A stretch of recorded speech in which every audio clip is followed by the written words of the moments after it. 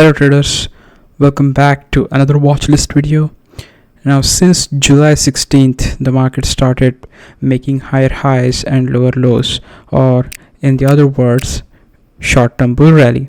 Now since my last video, I decided to improve my technical analysis and dig deep into useful indicators that can actually help me to decide the trend and help me in predicting the next market move.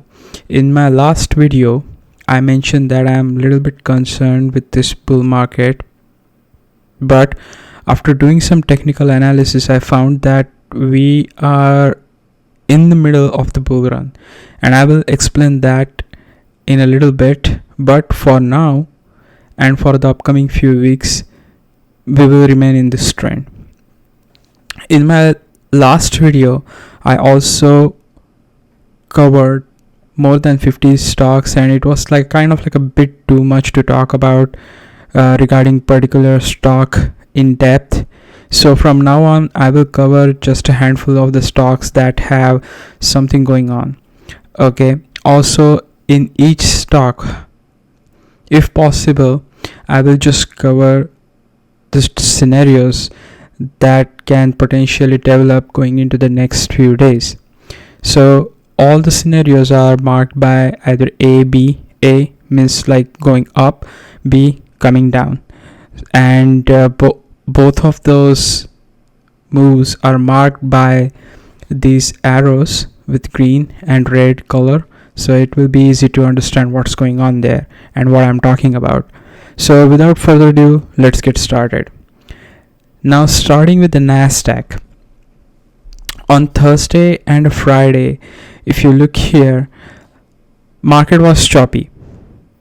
Now after getting the CPI data, which was better than expected, that is expected year over year inflation was kind of like 8.7%, but we got 8.5%. And I guess that was enough for the market to rally.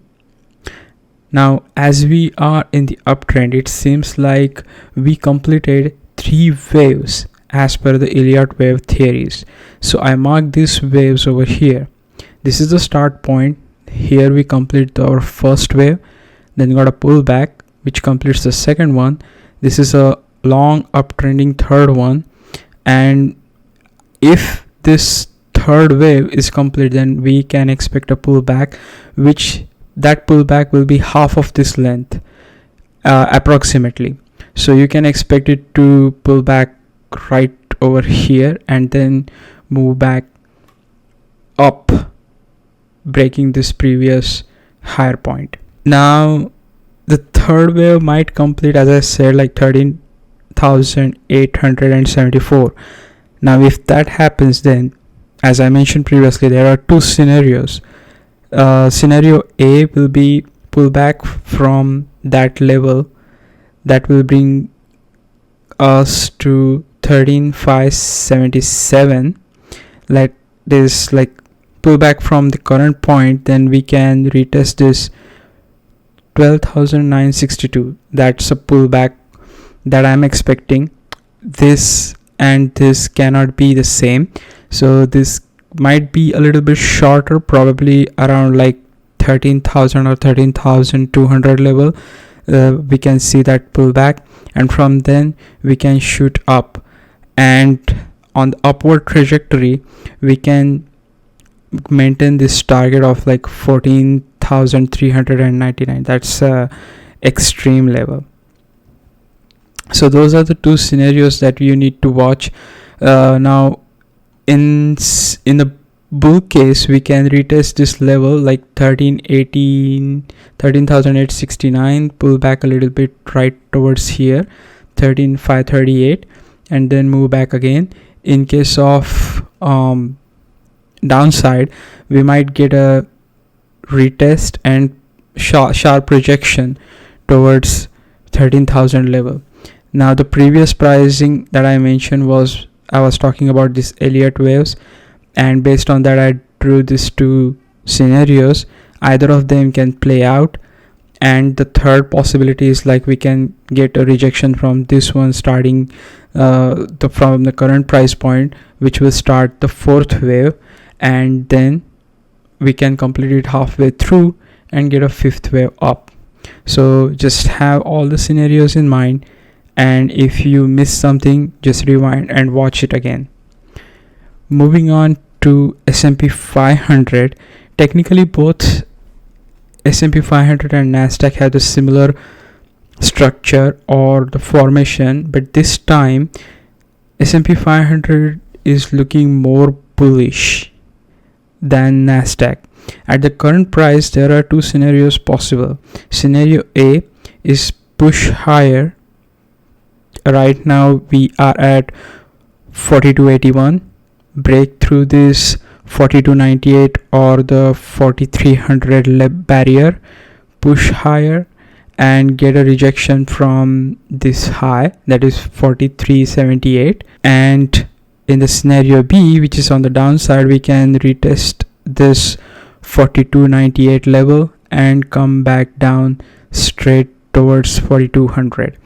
Now the scenario B is more likely, since we have this Elliott wave theories which should complete this third wave at this current price point, but we might get a slight push towards this 4300 and then we get a pullback from that level, because everything is pointing to that direction, that we might see that 4300 or 4350 level of retest and pullback from that level, which will complete the fourth wave, and the fifth wave will begin from that point after retesting this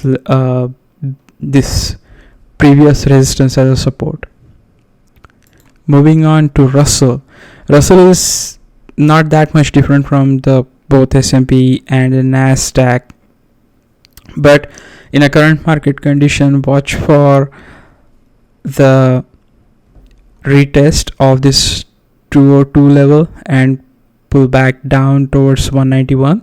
This will be the scenario B, that is towards the downside. On the upside is like we might get to retest of this 202, pull back a little bit down towards 200 or towards the 195, and then we might get a break above this 202 resistance level and push back higher to 206. If we get a stronger momentum, then 210 can be possible, but other than that, I don't think so Russell can push that hard based on what we see in Nasdaq and S&P 500. Moving on to VIX. Volatility has been dropping like a stone, and no joke, but in my previous video I mentioned that VIX will retest the 19 level, and indeed that happened. I was not expecting this. It might be possible that VIX will drop below 19 for a while, or there is a high probability that it will chop sideways between 19 and 20 till we complete that fifth wave of the Elliott wave, and then we can push back straight up towards around 24-25.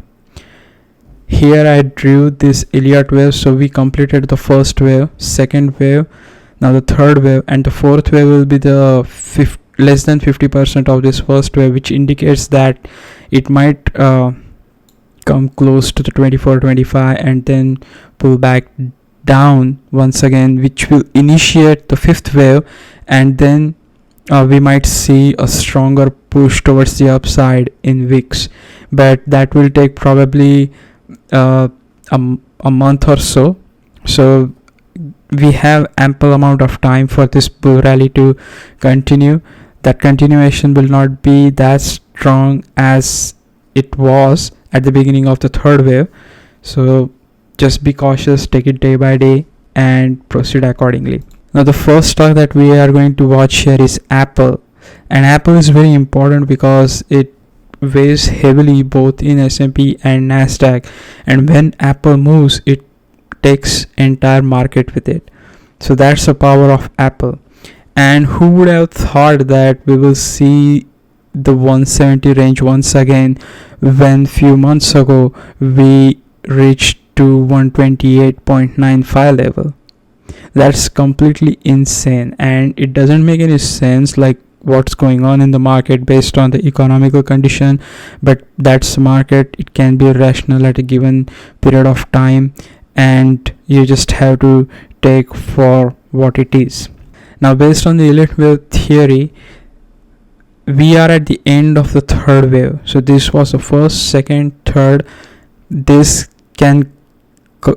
is almost complete, so we might see a pullback around like 164, 165 from this current 172 level, and from then we can initiate the last wave, which is a fifth wave towards the upside, where we might see a chop in between here to reach to 177. That will be the ultimate target. I don't think so we can reach to 180. That's just my prediction. It can be wrong. Market can be rational for the larger period of time.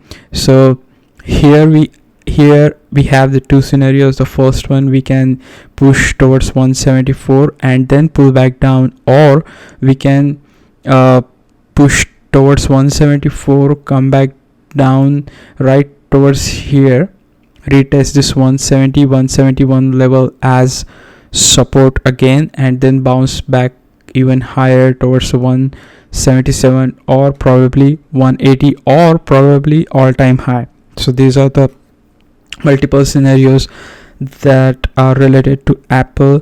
Please pay attention to Apple's price action, because as I said, it is very important for the entire market. It's Airbnb. On the 2nd of August, Airbnb reported the earnings and they missed their revenue but beats on earnings per share. So they missed revenue by 1.942 million, which is 0.009%, which is not that significant. So at this current price point, what I can expect is, like, we have this rising wedge, which is a clearly bearish sign. Also, we are forming this cup formation. So right now we completed this cup at this current price point. So watch out for these two scenarios. Either we can retest this 128, pull back down to retest the support of this channel or this rising wedge, or the upper resistance of this rising wedge, take it as a support, and then push back even higher towards the 134 level. If we get a rejection from this price point at the 124, and if we couldn't hold this upper resistance level as a support, then we can come back down to 110 or probably 111. Next one is AFRM.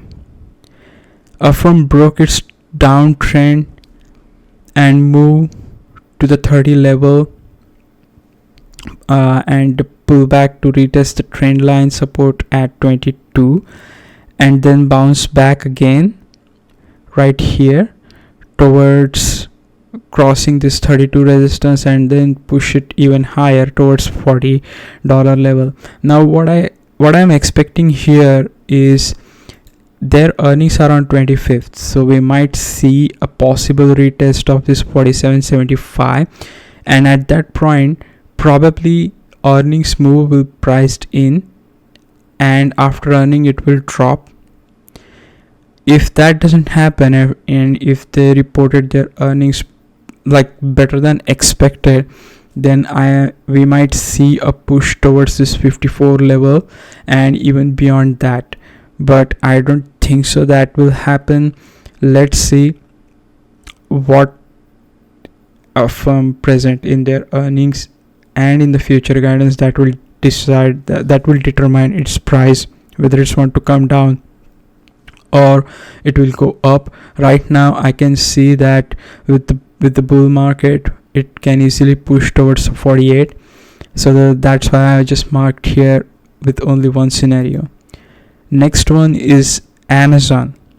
Now after the earning, Amazon shot up straight, and if you look at their earnings, they missed their earning per share by quite a margin, 266.81%. For a company like Amazon, it is not small or insignificant. It is significant, but based on the market condition, I guess it rallied up with the gap up from 122 to 132, and right now if you see here, you are seeing this consolidation at the top, which is forming this inverse cup formation.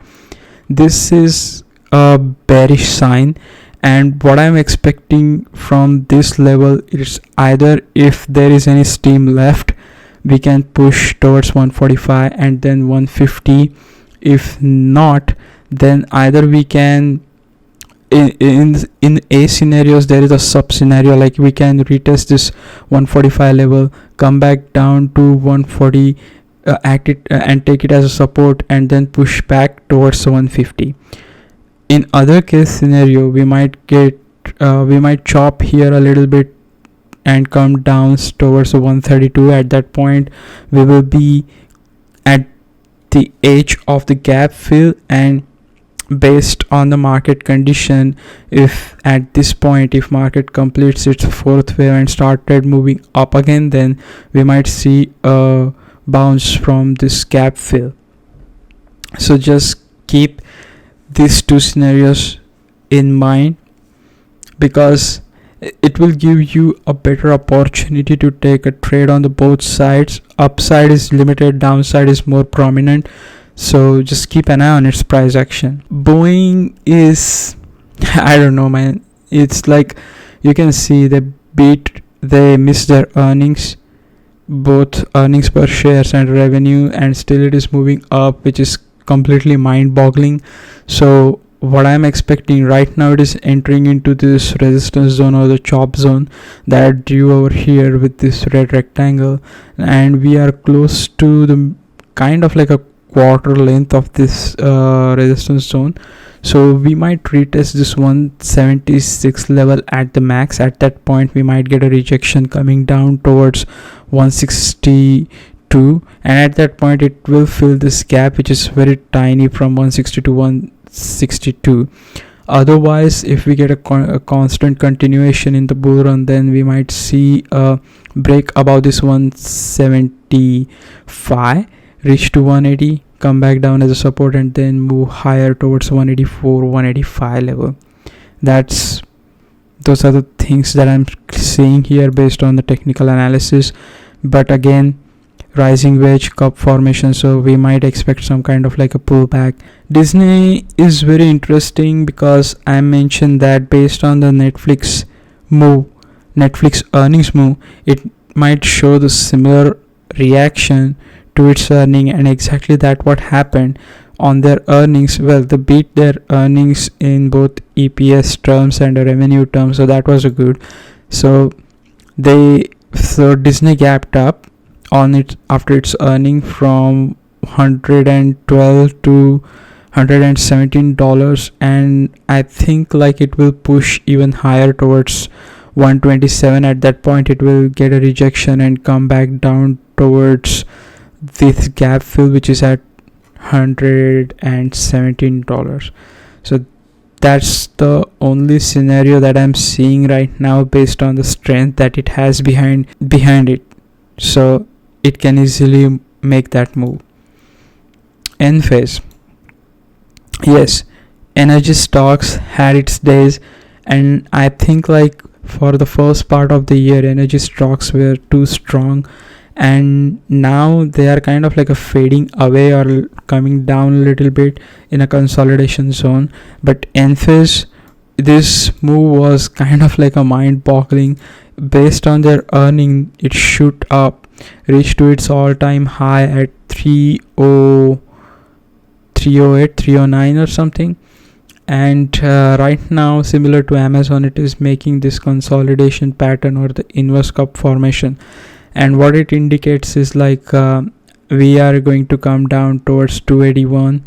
It might act as a support at that time to bounce its price even higher from its recent high. But if we couldn't do that, then we may break through it, come back down towards this gap fill, which is at 264, bounce back from this gap fill, retest 281, and then come back down again. Because this type of move is kind of like unprecedented, and you can clearly see this consolidation. That means it is going to come down for sure. General Motors. General Motors is, I'm leaning bearish on this stock. They missed their earning per share by 0.09, and it's not that big, but still it's in the rising wedge, and it is moving towards this resistance zone. If you look at here, then we are coming close to this resistance zone, so it acts as a support over here, here, and act as a resistance. So we test that level only one time properly. We tried to reach to that level on this occasion, but didn't make it through. So right now we are exactly at that same level. With the market condition, we can get a push towards 40 and then get a rejection coming back down to 37. If we get a strong momentum and if we break through it, then the next level to watch for is 42.84, from where it can get a rejection coming back down to 40 level. INTU broke nicely from this wedge and move up right towards its first resistance, which is at 493, and based on its momentum, I think like it can retest this 500 level pretty quickly, and it might get a rejection from that level coming back down to 476, and it might act as a support before even entering into this gap fill, bounce back even higher towards the 520. But that depends on their earning, which is on 23rd August. I suspect that market is pricing in its earning move right now, so you might see a drop after earnings.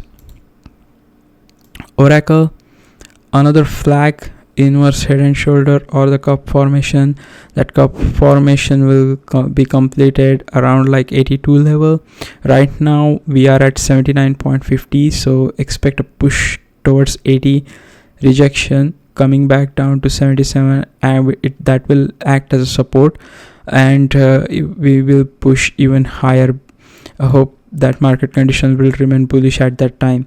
Also, if you notice that we have this clear bull flag over here, let me show it to you. So here we have a clear bull flag. This is a pole, this is a flag, breakout, nice breakout, and usually when such type of breakout happens, it reach to its closest resistance level, come back down to retest that trend line or that nearest support, and then bounce back up from there. So in this case, just watch for the 80.44, and if we get a rejection and if we hold this level of 77, then we might get an even stronger move towards the upside. Atlassian Corporation or the team, similar to Cisco, it is forming this bull flag. Now it might take few days to break out completely, but if breakout happens, then the first target will be 290, and beyond that target will be around like 300. This is a chop zone, so you can expect it can move towards the middle of this chop zone, which is close to 300, and get a rejection from that level, coming back to the nearest support to see, like, we need to see at that time whether it can hold that level or not and move up from there. Depends on the market condition. And the last one is Tesla. Tesla is very interesting because it is kind of like acting choppy, and it is kind of like giving a glimpse that it might break down even further, but that didn't happen, surprisingly. If you see here, we get that kind of choppy action for 1, 2, 3, 4, 5 days, or if you consider this one, then 6 days in a row. And what it indicates is that it is forming a flag. This is a bull flag, this is a pole, this is a flag, and we just broke out from that one on Friday, so we are at the 900.09, which is nice. So here there are two scenarios. First one is like we can retest this 230 level of resistance once again. We got a rejection in this zone, like multiple times, more than 3 times. So expect another rejection from that level or a push through that level if the bullish momentum is strong behind Tesla, and then it can break this 930 level, move towards 970 and come back down to retest this 930 level as a support, previous resistance turning into support, and then move even higher. Now that the scenario A is highly possible. Why? Because it's going to split 3-for-1 on 25th August. That will increase the number of shares and more buyers will step in to get that profit from Tesla's movement. So I'm expecting, because right now at this current price point, if we hold this price at the split, then each stock will cost around $300, and at that price point many buyers can step in and push it price even towards 350 or 400 pretty quickly. So that being said, that's it for this video. Another video wrapped up. Thank you for watching this video, and if you like this video, got any value from it, then please like and subscribe to the channel. It take almost like 15 to 16 hours just to go through all the stocks. Probably at this point I have around like 100 plus stocks in different watch lists, so going through all of them, doing technical analysis and finding the best one takes time. So I would be happy if you just like and subscribe. Thank you for watching this video once again, and have a good night, and see you again in the next video. Bye.